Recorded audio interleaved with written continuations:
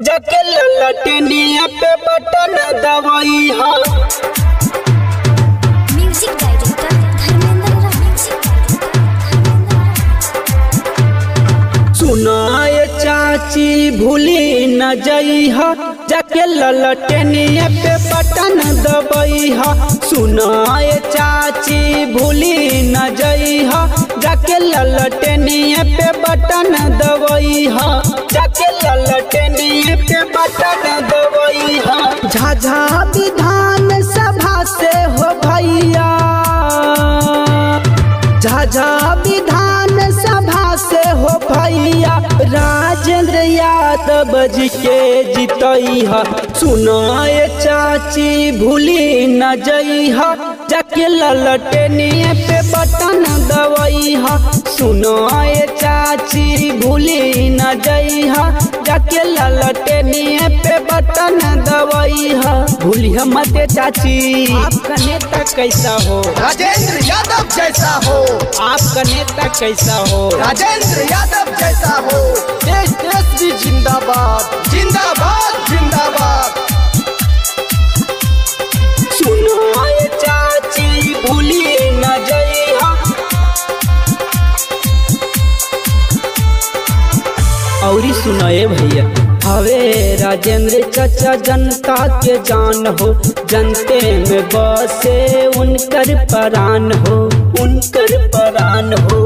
हवे राजेंद्र चाचा जनता के जान हो, जनते में बसे उनकर प्राण हो। झाझा के हवे कर्मठ नेता, ए चाची झाझा के हवे कर्मठ नेता, रउअल के भाई रउअल के बेटा। सुनाए चाची भूली न जइहा, जाके ललटनिया पे बटन दबाइहा। सुनाए चाची भूली न जइहा, जाके ललटनिया पे बटन दबाइहा।